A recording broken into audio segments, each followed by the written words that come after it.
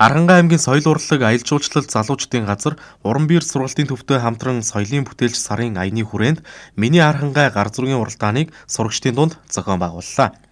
Зорилго нь Аранхай аймгийн үзэсгэлэнт байгаль, ан амьтад аж байдал, ахуй соёлыг уран зурагт буулган урлаж, бусдад сурталчлах, хүүхэд багчуудын авьяасыг нээн хөгжүүлж, урамшуулж дэмжих юм а.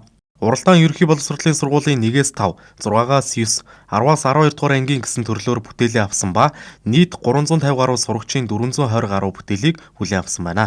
Шилдэг бүтээлийн эзэн болсон Эрдэнэ булган сумын 3 дугаар сургуулийн 12-ын А ангийн сурагч Уран Солонгыг, Соёл урлагийн сургуулийн уран зургийн ангид шалгалтгүй элсэн суралцах эрхийн бичиг, 2 дугаар байрт орсон 1 дугаар сургуулийн 12-ын Б ангийн сурагч Наран Гарвыг Их засаг олон улсын их сургуулийн Харьяа, дүрслэг урлаг дизайн технологийн дээд сургуульд суралцах эрхээр тус шагнасан юм а.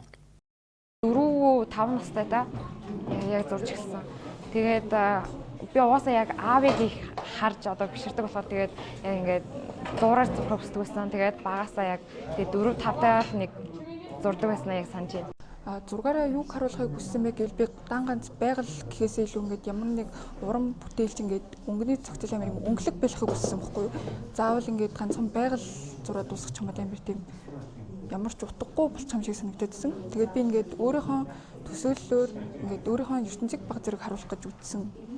Миний Аранхай гар зургийн уралдааныг Өндөр улаан сумын Харьяат Монгол Улсын ардын зураач, төрийн сойрхолт хөдөлмөрийн баатар Цүлтмийн нэрэмжит болгон явуулсан юм а. Одоо үүнээс цааш энэ алдар төмөөнийхээ нэрэмжит зургийн уралдааны жил болгон уламжлуулж явуулах ийм төлөвлөгөөтэй байгаа. За мөн сургалтын төв маань түрүү хэлсэнчлэн мөн үйл ажиллагаагаа зөвхөн Аранхай аймагтаа гэхгүйгээр бас хөдөө орон нутгийн хүүхдүүдийг бас хамруулах зорилгоор тэднийг бас энэ уралдаанд амжилттай оролцох үүднээс сургалтынхаа төв үйл ажиллагааг одоо ямар нэгэн суманд буюу тийм ээ орон нутагт нь тухайн сургууль удирдлагууд одоо санал тавьсан тохиолдолд очиж сургалтаа явуулж идэх бэлдэх үн төлбөрлөгүүгээр бэлдэх юм бас саналыг би сая дамжууллаа. Ингээд энэ хүн маань өөрөө бол Монголын дүрслэх урлагт асар их хэмжээний юм хөрөнгө оруулж өөрийнхөө ухамсарт амьдралаа зориулж ирсэн учраас энэ сургалтын төвийнхөө үйл ажиллагааг Монгол орон даяар бас үргэлжлүүлэн явуулах хэдийн төлөвлөгөөтэй байгаа. За Аранхай аймгийн нийт 11 сумаас хүүхдүүд оролцсон. Тэгээд хүүхдүүдийн болоод оролцсон маш сайн байсан. Дээрээс нь зургийн чанар болоод маш сайн байсан. Энэ уралдаанд зориулаад том хэмжээтэй А2 хэмжээтэй А1 хэмжээтэй хүртэл ийм том зургуудыг одоо зурж ирүүлсэн байна. За эндээс бас шүүхэд маш хүндрэлтэй байсан. Чанартай сайн бүтээлүүд их байгаа учраас тэгээд тийм учраас бид нар байр шагналынхаа тоог нэмээд ингээд хүүхдүүд оруулсан байгаа. Зураг зурхаар надад гоё санагддаг. Өөрийнхөө хийсэн бүтээлээр би их бахархдаг. Би энэ уралдаанд дунд ангийн төрөл тусгай байр эзлээ.